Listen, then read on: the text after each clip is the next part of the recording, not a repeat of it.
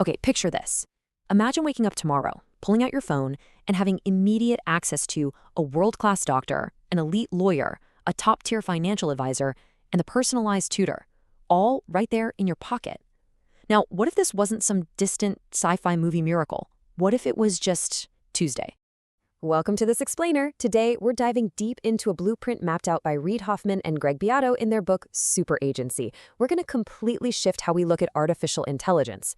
We're swapping out our collective fear for a fascinating, highly practical concept called superagency.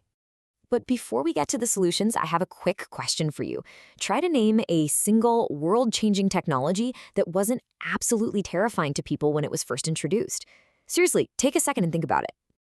If you look back, there's a super clear pattern here. The printing press in the 1450s, the telephone, the automobile. Every single one of these was initially met with massive anxiety. I mean, people literally thought cars were death machines. But they all went from being feared to becoming completely essential to human progress. Fear is just a lens, and when it comes to AI, we need a brand new one. Which brings us nicely to idea number 1, the superagency concept. Think about how the Industrial Revolution gave us synthetic muscle. Well, AI is basically offering us synthetic mind power.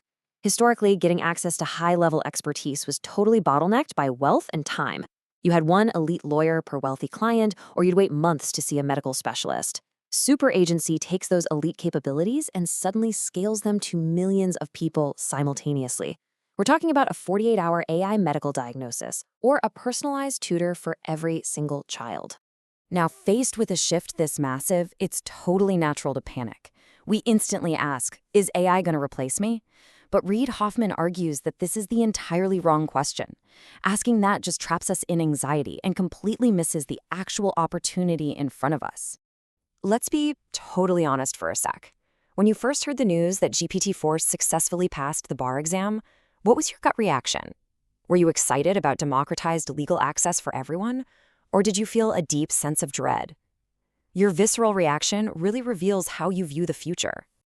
And that reaction perfectly sets up idea number 2, bloomers versus gloomers. So the side you pick in this intellectual debate is absolutely going to shape your career over the next decade.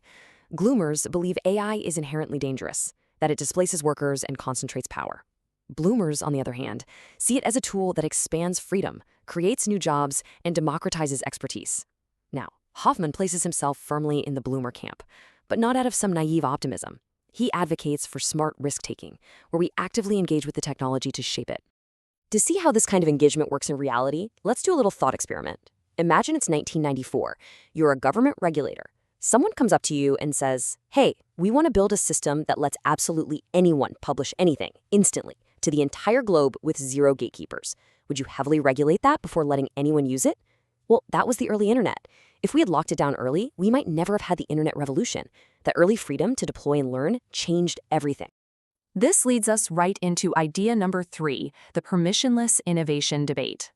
Hoffman makes a highly counterintuitive argument here. He says the most dangerous thing we can do with AI right now is nothing. We basically have 2 paths. Path 1 is regulate, approve, deploy. It's incredibly slow, it assumes we can predict tomorrow's problems today, and we just cede innovation to others. Path 2 is deploy, observe, iterate. Think about it. We didn't make cars safe by refusing to build them. We discovered we needed seatbelts by actually driving them. The most effective AI guardrails will be discovered exactly like that, through real-world iterative use. But wait, if we deploy first, who is actually holding the reins? Let's look back again. Who controlled the printing press in 1450? Who controlled the early railroads in 1880? And now ask yourself this, who controls AI in 2025? Which brings us to idea number 4, the threat of elite control. The real danger Hoffman warns about isn't some sci-fi Terminator scenario. The actual threat is the hyper-concentration of intelligence by just a few elites. To prevent this permanent dependency, we need a democratic AI ecosystem built on 3 pillars. We need open AI models that anyone can build on. We need broad public literacy so people can actually critique these tools. And we need participatory public governance to make sure everyday voices are shaping AI policy. So, bringing it down to you and me, where do we fit into all of this? I want you to do a quick mental audit of your job. Think about the specific tasks you literally just completed last week. Which of those tasks required genuine human empathy, deep judgment, or complex creativity? And which ones were, let's be honest, essentially just routine pattern matching or basic information retrieval. And that mental audit brings us to idea number 5, the human upgrade imperative. Our response to AI absolutely shouldn't be defensively clinging to our old tasks. It needs to be deliberate upgrading. You have to think of AI like electricity. It doesn't replace us, it electrifies us. When you audit your work, anything low value that AI can do, automate it. High value tasks it can do, delegate them. But your true focus, your real energy belongs in the super agency zone. These are the high value things AI cannot do. Genuine strategy, deep empathy, ethical reasoning, leadership. You need to double down on the uniquely human skills that AI can only amplify. Okay, so we've covered the core framework, but there is a bonus idea here, a deeply intimate ethical insight from the source material that gets to the absolute heart of our relationship with this tech.